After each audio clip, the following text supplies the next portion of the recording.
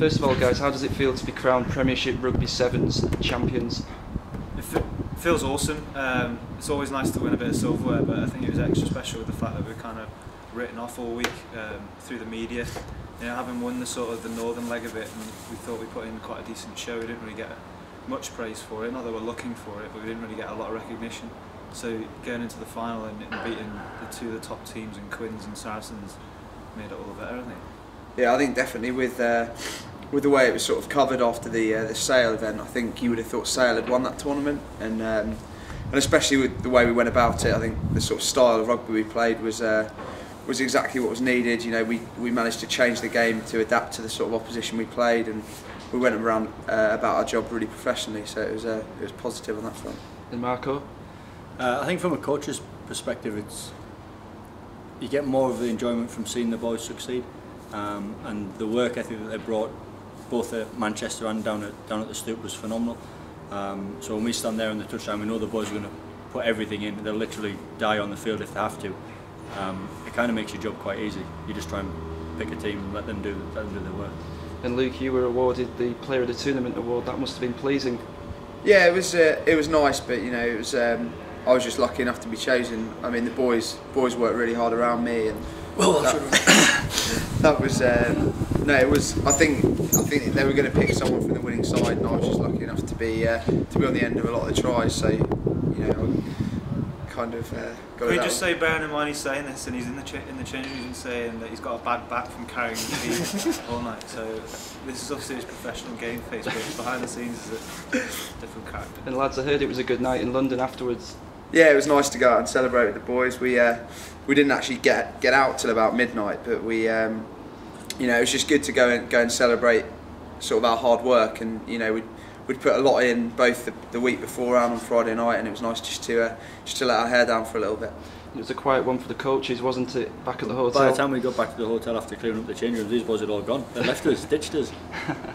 And Chris, you were one of them guys that didn't go out. You've got an injured eye. I mean, how are you coping? I'm all right. I've got a corneal abrasion, and it's just starting to settle down now. I've been wearing my Terminator glasses, which have fallen on the floor all day, so I've been getting a bit of stick. That's what he's been saying. He's been walking around like Stevie Wonder all day, and he's claiming he's got a corneal abrasion.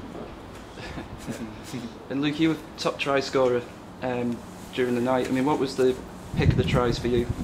I think my favourite try wasn't one that I scored. It was probably the one Pillars scored right at the end of the Saracens game, because I think that was just put the icing on the cake really, because we were kind of in our own half with the ball, and we were kind of just saying, right, let's just hold on to the ball, and it opened up for me, and I went, and just right there, you know, the final was 20 minutes long, and everyone's absolutely dying, and just the work rate we had 3 people in support at that point, and that was something we'd spoken about all week. I think that was the most pleasing thing, that even right at the death there, everyone was still able to work that hard and get over the line and you know, hammer the final nail in the coffin. And from a coach's point of view, Mark, I mean, we were 14-0 up to Saracens, then they came back to 14-0. How pleasing was that to see the character in your side to obviously go on and win the game?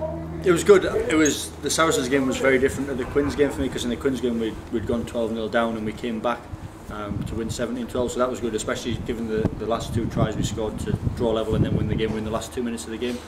So the boys were fighting and fighting and fighting. Eventually it sort of reaped the rewards. Whereas, as I say, in the Saracens game we took the lead, and then in the last 3 minutes of that first half we let them in for 2 quite sloppy tries, I thought. We were a little bit fatigued at the time. In the half-time break was good for us, a chance to sort of refresh ourselves. And yeah, the boys came out, and for me the best try was probably Alex's try, which put us back in the lead. Simply because, or extendedly because, it started off with them on the counter-attack. Maurice Watson chipped over, but Chudders read it really well and got back early. We won the penalty, so we were back on our own 5-metre line. Alex Tate made a little bit of a carry. We had a couple of phases. Alex Tate got his hands on the ball again. He was a little bit more tired. He got his hands on the ball again. He was absolutely knackered, and he was dead on his feet, and he was desperate to come off the pitch. But when the break was made, he eventually, I think Chris, you went through, didn't you? When the break was made, he still managed to fight and find that extra level of energy to get through and score. And I think most people probably saw his celebration. It kind of said it all.